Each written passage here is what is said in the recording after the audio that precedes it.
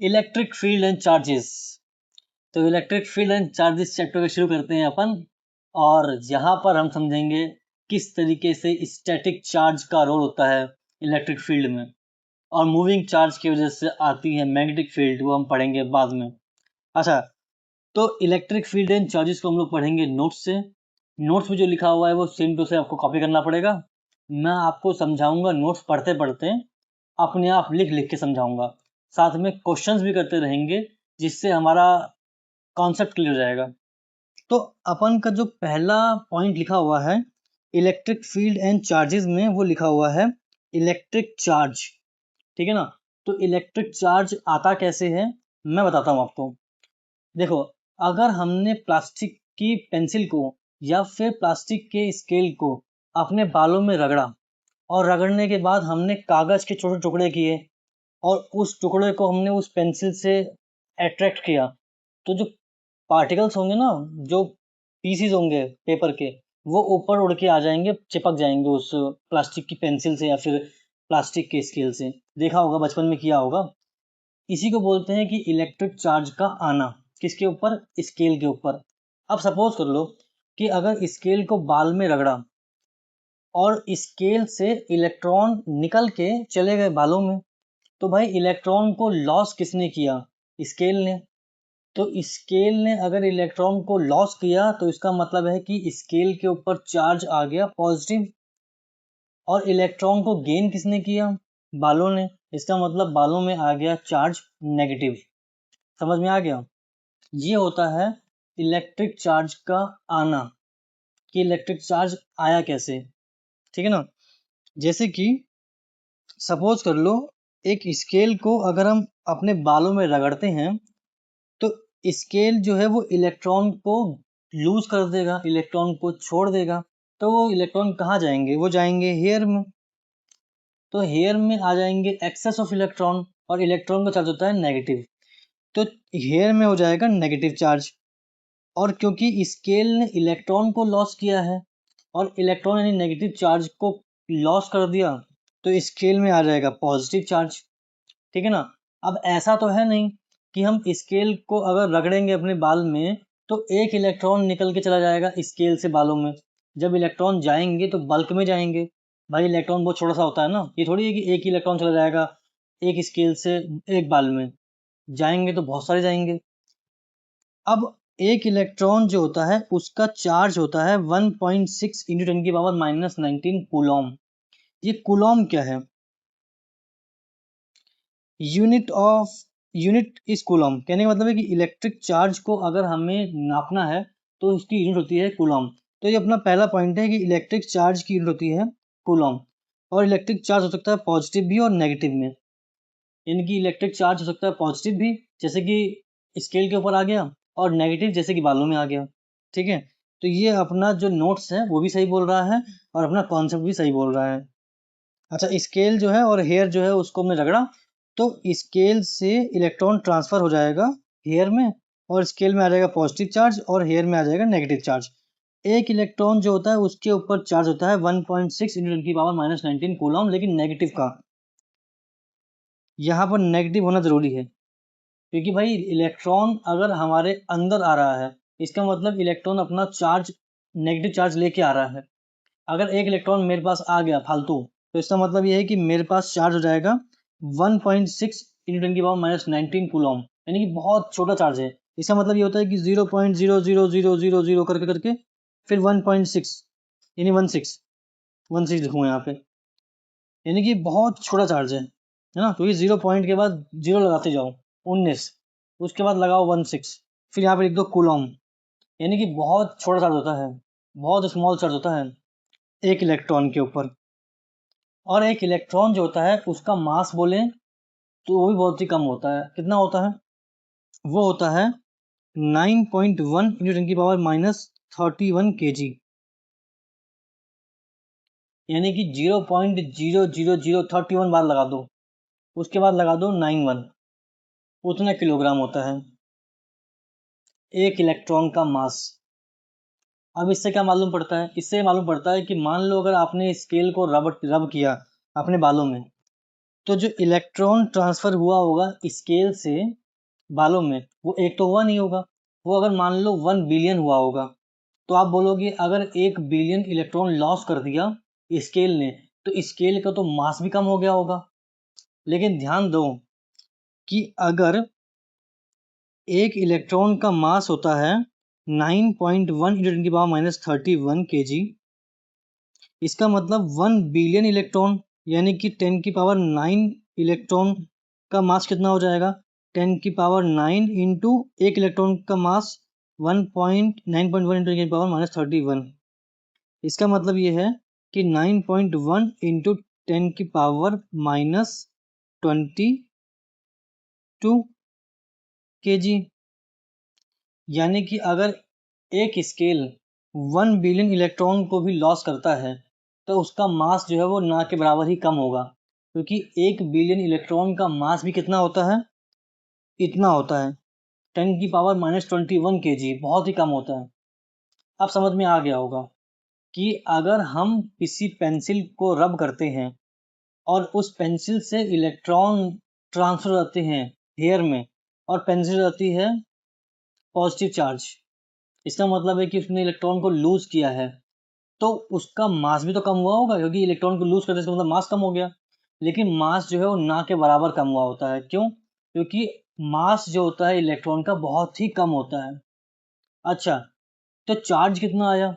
भाई अगर 1 billion electron को हमने ट्रांसफर कर दिया तो चार्ज भी तो आया होगा। अब देखो कि अगर एक इलेक्ट्रॉन का चार्ज होता है 1.6 × 10⁻19 कूलॉम, इसका मतलब 1 बिलियन इलेक्ट्रॉन का चार्ज कितना हो जाएगा? 1.6 × 10⁻19 इंटू 10⁹9, क्योंकि 1 बिलियन में होता है 10⁹9। अब निकल के आता है 1.6 × 10⁻10 कूलॉम, यानी कि इतना चार्ज आएगा अगर 1 बिलियन इलेक्ट्रॉन ट्रांसफर हो जाएगा स्केल से हेयर में। ये चार्ज होगा पॉजिटिव। अगर हम बात करेंगे हेयर की, तो अगर हम बात करेंगे स्केल की, तो अगर हम हेयर की करेंगे तो वो चार्ज हो जाएगा नेगेटिव। भाई जितने इलेक्ट्रॉन जा रहे हैं उतना ही तो चार्ज आएगा, इलेक्ट्रॉन जाएंगे जहाँ, वहाँ उतना चार्ज आएगा नेगेटिव का, और जहाँ से जाएंगे वहाँ चार्ज आएगा पॉजिटिव का। सिंपल सी बात है। अच्छा, अब अपन देखते हैं यहाँ पर कि यूनिट होती है इसकी कूलम, इलेक्ट्रिक चार्ज की यूनिट होती है कूलम। इलेक्ट्रिक चार्ज कैसे आता है मालूम पड़ गया। इलेक्ट्रिक चार्ज जो हो सकता है वो पॉजिटिव हो सकता है और नेगेटिव हो सकता है, क्योंकि जहाँ से इलेक्ट्रॉन आ रहा है, जहाँ पे आएगा वहाँ नेगेटिव हो जाएगा, और जहाँ से आ रहा है वहाँ पॉजिटिव हो जाएगा। अब बात आती है कि कंजर्वेशन ऑफ चार्ज क्या होता है, ठीक है ना।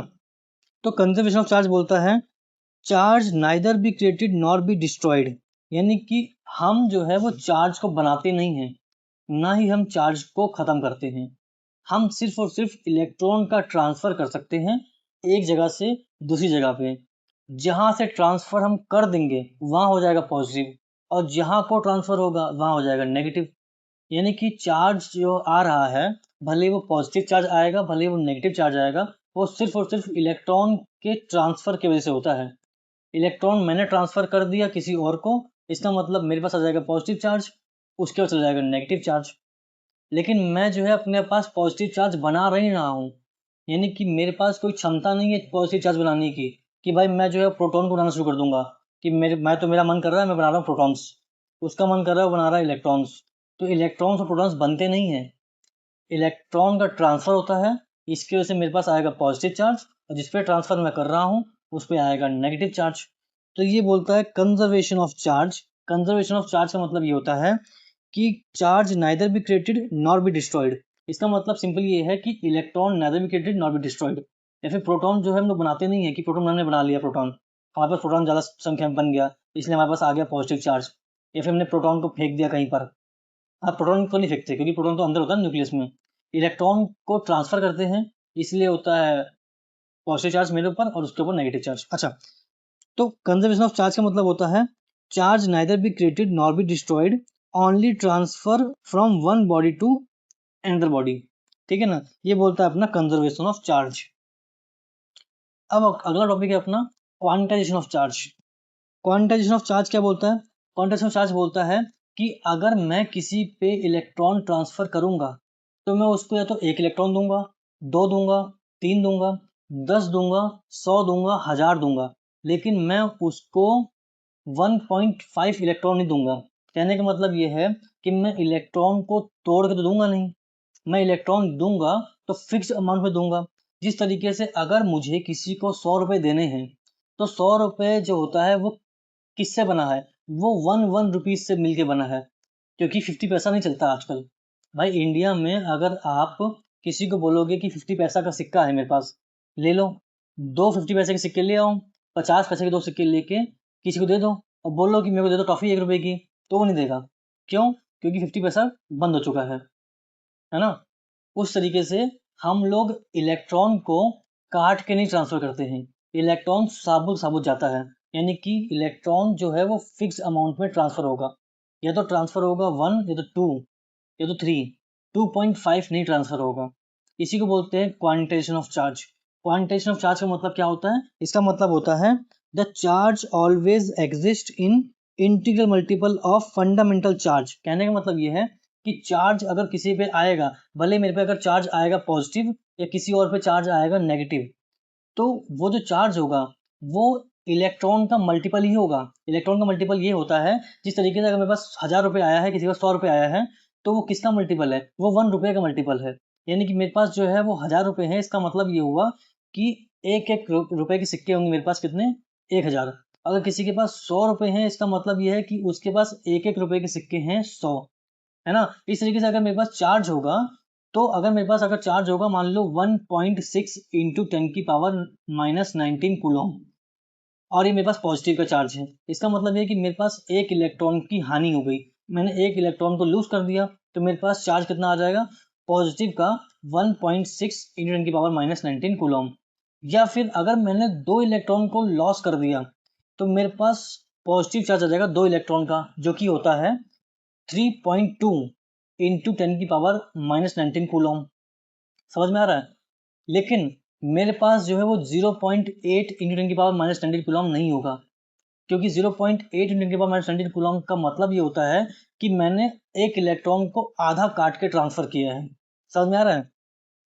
जिस तरीके से अगर एक स्केल जो है उसको हेयर से रब करेंगे, तो या तो स्केल 4 इलेक्ट्रॉन ट्रांसफर करेगा, या तो 5 करेगा, तो 6 करेगा, लेकिन वो 3.5, 1.5 या फिर 0.5 इलेक्ट्रॉन ट्रांसफर नहीं करेगा, वो साबुत तो साबुत इलेक्ट्रॉन ही ट्रांसफर करेगा। इसी को हम लोग बोलते हैं, चार्ज अगर किसी बॉडी पे होता है तो वो integral multiple of fundamental charge होता है, या फिर एलिमेंट्री चार्ज होता है। कहने का मतलब ये है कि अगर किसी भी बॉडी पे चार्ज आ रहा है तो वो प्लस माइनस एन ई होता है। ई मतलब होता है इलेक्ट्रॉन का चार्ज, और एन मतलब होगा नंबर ऑफ इलेक्ट्रॉन्स। वो हो सकता है पॉजिटिव भी, हो सकता है नेगेटिव भी। सपोज कर लो कि स्केल ने जो है वो हेयर को ट्रांसफर किया 4 इलेक्ट्रॉन, तो हेयर के ऊपर आ जाएंगे 4 इलेक्ट्रॉन का चार्ज, जो कि हो जाएगा 6.4 इंटू की पावर -19 कूलम। ये कैसे आया? क्योंकि एक इलेक्ट्रॉन पे जो चार्ज होता है वो होता है 1.6 इंटू की पावर -19 कूलम। अब अगर हम बोलें कि 4 इलेक्ट्रॉन का चार्ज कितना हो जाएगा, तो 4 इंटू 1.6 इंटू 10 की पावर -19 कूलम, तो इसको मल्टीप्लाई करोगे तो यही आएगा 6.4। ठीक है ना। तो हेयर के ऊपर हो जाएगा नेगेटिव का 6.4, और स्केल पे हो जाएगा पॉजिटिव का 6.4 इंटू 10 की पावर -19 कूलम, पॉजिटिव का चार्ज। ठीक है ना। लेकिन स्केल से हेयर पे कभी भी 3.5, 1.5 यानी कि इलेक्ट्रॉन कट के नहीं जाएगा। सपोज कर लो कोई तुम्हें बोल रहा है कि स्केल को हेयर में रब किया और स्केल के ऊपर आ गया 0.8 इंटू 10⁻19 कूलम चार्ज, तो ये पॉसिबल ही नहीं है। क्यों? क्योंकि इसका मतलब ये होता है कि स्केल ने ट्रांसफर किया होगा 0.5 इलेक्ट्रॉन, जो कि पॉसिबल ही नहीं है। अगर कोई बोले कि स्केल को रब किया है हेयर से और स्केल के ऊपर चार्ज आता है 2.4 × 10⁻19 कूलम का, इसका मतलब ये है कि यहाँ पर 1.5 इलेक्ट्रॉन ट्रांसफर हुआ है ना। ये कैसे मालूम पड़ रहा है मेरे को? भाई मेरे को मालूम है कि 1.6 × 10⁻19 कूलम जो होता है, मेरे को मालूम है कि 1.6 × 10⁻19 कूलम चार्ज जो होता है वो होता है एक इलेक्ट्रॉन का। अगर मेरे से कोई बोले कि 2.4 × 10⁻19 कूलम जो होता है वो चार्ज कितने का होता है, तो 2.4 × 10⁻19 इंटू 1 अपॉन 1.6 × 10⁻19, इसको मैं सॉल्व करूंगा तो ये कटेगा, इसको और इसको मैं सॉल्व करूंगा तो यहाँ हो जाएगा 3/2, ये कटेगा तो ये हो जाएगा 1.5 इलेक्ट्रॉन। तो ये पॉसिबल ही नहीं है, ये चीज़ पॉसिबल नहीं है कि हम लोग जो है वो 1.5 इलेक्ट्रॉन ट्रांसफ़र कर सकें, ठीक है ना। उसी तरीके से ये भी पॉसिबल नहीं है, क्यों? क्योंकि भाई अगर एक 1.6 इंटू की पावर -19 कूलम चार्ज होता है एक इलेक्ट्रॉन का, तो 0.8 इंटू 10 की पावर -19 कूलम चार्ज किसका हो जाएगा? ये हो जाएगा 0.8 इंटू टेन की पावर -19 इंटू 1/1.6 इंटू 10 की पावर -19, जो कि ये और ये कट जाएगा, और ये और ये कट के आ जाएगा 1/2, जो कि हो जाएगा 0.5 इलेक्ट्रॉन, जो कि पॉसिबल ही नहीं है। समझ में आ गया? इसको बोलते हैं quantization of charge. Quantization of charge बोलता है कि अगर कोई भी बॉडी पे चार्ज आएगा तो वो आएगा प्लस माइनस एन ई। इसका मतलब क्या हुआ कि किसी बॉडी पे अगर चार्ज आएगा तो वो इलेक्ट्रॉन के मल्टीपल में आएगा, यानी कि जो नंबर होना चाहिए वो 1 2 3 होल नंबर होना चाहिए। ऐसा नहीं है कि हाँ भाई वो पॉइंट में हो, ठीक है ना, इंटीजर नहीं होगा वो। ये यहाँ पर जो एन है ये होल नंबर होगा, ठीक है ना। यानी कि जो n की वैल्यू होगी 1 2 3 4 5 होगी 1.5 2.5 10.5 11.5। अगर 1 बिलियन इलेक्ट्रॉन ट्रांसफर हो रहे हैं तो उसमें भी 1.5 वाला कोई भी नहीं होगा, पूरा पूरा साबुत जाएगा इलेक्ट्रॉन। इसको बोलते हैं क्वांटाइजेशन ऑफ चार्ज। इसको हम लोग समझ लेते हैं एक बार दोबारा से कि इसमें क्या बोला गया है। इसमें बोला गया है the charge always exist in integral multiple of fundamental charge, यानी कि किसी भी बॉडी पे अगर कोई चार्ज होगा, भले वो नेगेटिव हो भले वो पॉजिटिव हो, तो वो क्या होगा, Q is equal to plus minus n e, यानी कि चार्ज ऑफ इलेक्ट्रॉन के बराबर ही होगा, भले वो पॉजिटिव हो भले वो नेगेटिव हो, लेकिन वो मल्टीपल होगा इलेक्ट्रॉन का, यानी कि होल नंबर होगा, कोई पॉइंट में नहीं होगा वो। इसी को बोलते हैं, इस डेफिनेशन को ही बोलते हैं क्वांटाइजेशन ऑफ चार्ज। इससे बहुत सारे क्वेश्चंस भी आते हैं जिससे हम लोग मालूम कर लेंगे कि एग्जैक्ट ट्रांसफर ऑफ इलेक्ट्रॉन हुआ है कि नहीं। टॉपिक को पढ़ने के बाद अब करेंगे हम लोग कुछ क्वेश्चंस जो कि क्लियर करेगा हमारे कॉन्सेप्ट। तो पहला क्वेश्चन ये बोलता है a glass rod is rubbed with silk, the rod acquires a positive charge of 6 microcoulomb, what is the charge acquired by the silk. कहने का मतलब ये है कि अगर अपने पास एक ग्लास की रॉड है और अपने पास जो है वो सिल्क है, इस रॉड को हम सिल्क पे रब करेंगे तो रॉड के ऊपर 6 माइक्रो कूलम पॉजिटिव में चार्ज आ रहा है, तो जितना चार्ज इस पे आ रहा है उतना ही नेगेटिव चार्ज इस पे आएगा। क्यों? क्योंकि ग्लास रॉड से इलेक्ट्रॉन ट्रांसफर हुए होंगे सिल्क पे, क्योंकि जो इलेक्ट्रॉन लूज करता है उस पे आता है पॉजिटिव चार्ज और जो इलेक्ट्रॉन गेन करता है उस पे आता है नेगेटिव चार्ज। तो लिखा लिखा हुआ है the rod acquires positive charge of +6 microcoulomb, what is the charge acquired by the silk. तो सिल्क एक्वायर करेगा इक्वल एंड अपोजिट चार्ज। समझ में आ गया?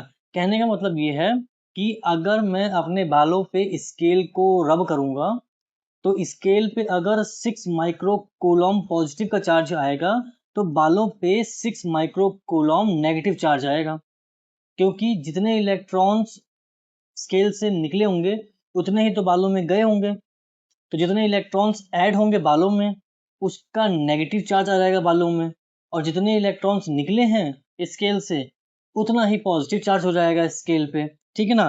तो याद रखना इक्वल एंड अपोजिट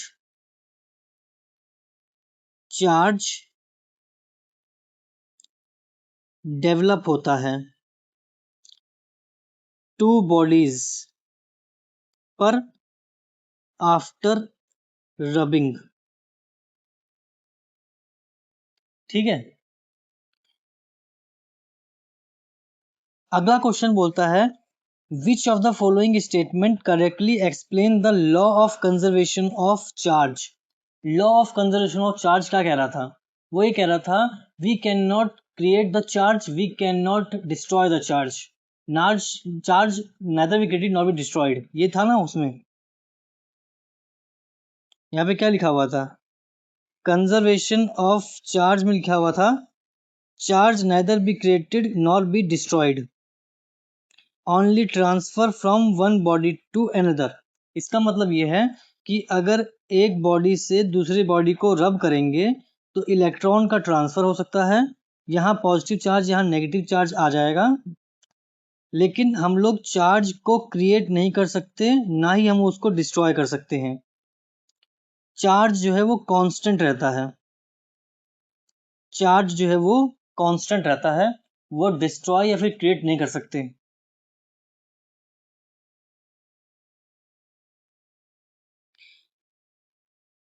तो इस क्वेश्चन का आंसर क्या हो जाएगा? Charge can be created but not destroyed, गलत है। Charge can be destroyed but not created, गलत है। Total charge of an isolated system remain constant. अगर कोई बॉडी ऐसे पड़ी हुई है तो इसके पास पॉजिटिव और नेगेटिव चार्ज बराबर होंगे, इनमें कोई दिक्कत नहीं आएगी। Total positive charge is always greater than negative charge, ये भी गलत लिखा हुआ है। अगला क्वेश्चन बोलता है a neutral plastic rod is rubbed with the woollen cloth, यानी कि अपने पास एक वुलन क्लॉथ है और अपने पास एक प्लास्टिक की रॉड है, इन दोनों को रब किया जाता है आपस में। Rod gain 2 × 10⁻13 electrons. यहाँ पर रॉड जो है वो इलेक्ट्रॉन को गेन करता है, यानी कि इलेक्ट्रॉन जो है वुलन क्लॉथ में से प्लास्टिक रॉड में आते हैं। कितने आते हैं? 2 × 10⁻13 इलेक्ट्रॉन्स आते हैं। इसका मतलब है कि नेगेटिव चार्ज आएगा प्लास्टिक रॉड पे, इसका मतलब है कि नेगेटिव चार्ज आएगा प्लास्टिक रॉड पे और पॉजिटिव चार्ज आएगा वुडन क्लॉथ पे, क्योंकि ये इलेक्ट्रॉन को लूज कर रहा है। The rod become positive charge, नहीं। The rod become negative charge, हाँ। The cloth become equally positive charge, हाँ। यानी कि जो रॉड है उस पर आ जाएगा नेगेटिव चार्ज और वुलन पे आ जाएगा पॉजिटिव चार्ज, और वो आएगा equal and opposite, equal and opposite. जितना पॉजिटिव चार्ज होगा वुलन क्लॉथ पे उतना ही नेगेटिव चार्ज होगा रॉड पे, जितना नेगेटिव चार्ज होगा रॉड पे उतना ही पॉजिटिव चार्ज होगा वुलन क्लॉथ पे। कोई बोल दे फाइंड चार्ज, कितना चार्ज आएगा? तो अपने को मालूम है कि एक इलेक्ट्रॉन में होता है 1.6 × 10⁻19 कूलॉम चार्ज। 2 × 10⁻13 इलेक्ट्रॉन में कितना हो जाएगा? 2 × 10⁻13 इंटू 1.6 × 10⁻19 अपॉन में 1। इसको सॉल्व करेंगे तो ये हो जाएगा 3.2 × 10⁻6 कूलॉम। तो इतना पॉजिटिव चार्ज आएगा वुलन क्लॉथ पे, इतना ही नेगेटिव चार्ज आएगा प्लास्टिक रॉड पे।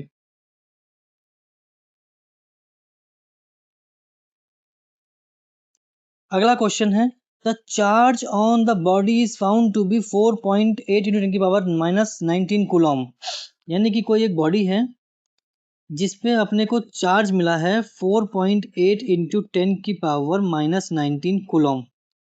How many excess electrons are present on the body.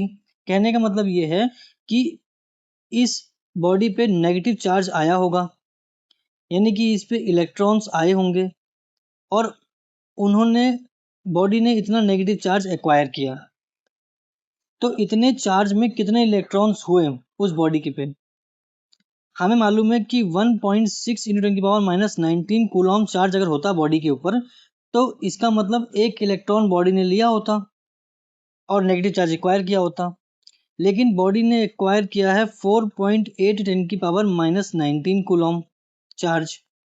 इसका मतलब ये है कि 4.8 × 10⁻19 कूलॉम चार्ज में कितने इलेक्ट्रॉन्स आएंगे उसको हम लोग सॉल्व कर रहे हैं यहाँ पे। उसको हम लोग जब सॉल्व करते हैं तो हमें मालूम पड़ता है कि ये चीज़ और ये चीज़ कट जाएगी, ये चीज़ और ये चीज़ कटेगी, तो यहाँ पे आएगा 3 इलेक्ट्रॉन। इसका मतलब ये है कि 4.8 × 10⁻19 कूलॉम चार्ज अगर बॉडी पे है नेगेटिव का, इसका मतलब है कि बॉडी के पास 3 इलेक्ट्रॉन्स एक्स्ट्रा होंगे, 3 इलेक्ट्रॉन गेन किए होंगे बॉडी ने। समझ में आ गया?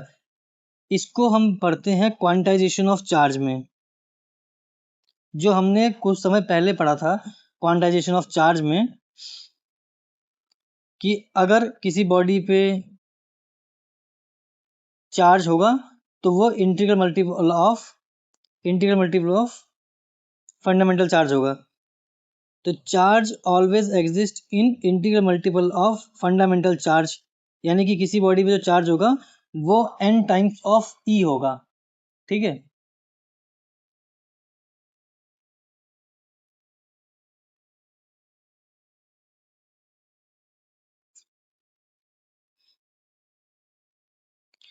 अपना अगला क्वेश्चन है, which one of the following charge is not possible on an isolated body.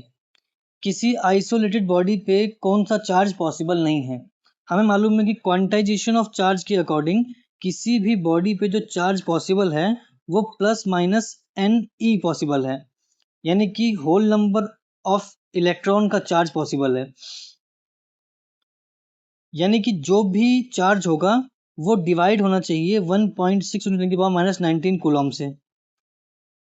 अगर हम देखें कि ये चार्ज पॉसिबल है तो हाँ ये पॉसिबल है, क्योंकि ये 1.6 × 10⁻⁹ कूलम से डिवाइड हो रहा है।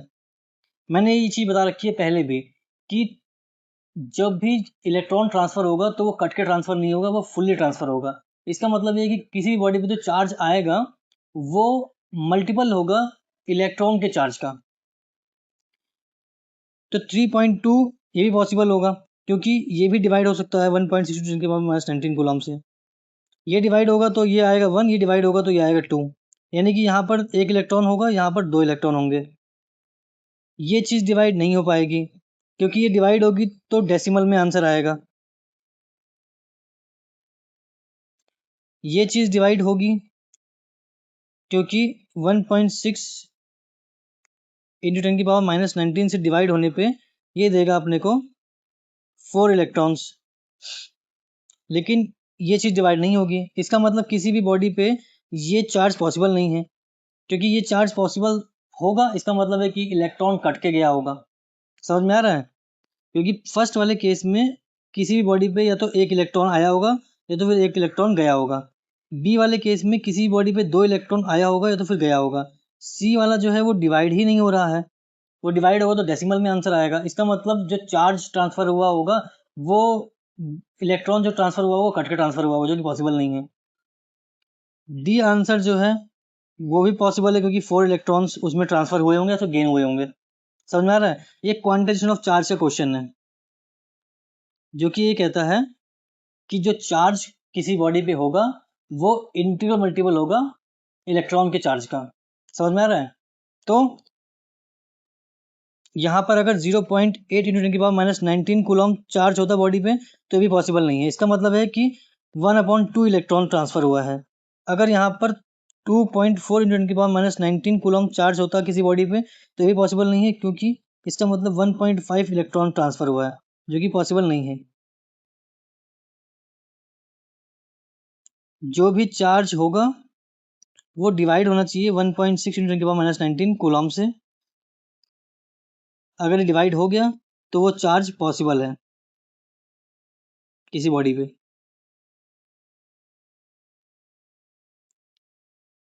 According to the principle of quantization of the charge on the body is given by Q = Ne। तो चार्ज होगा किसी बॉडी पे वो होगा Q = Ne, यानी कि फंडामेंटल चार्ज का मल्टीपल, होल नंबर मल्टीपल। और चार्ज हो सकता है पॉजिटिव भी और नेगेटिव भी, लेकिन वो 1.6 × 10⁻⁹ कूलम का मल्टीपल ही होगा। ये हमने पढ़ा था क्वांटाइजेशन ऑफ चार्ज में, यहाँ पर।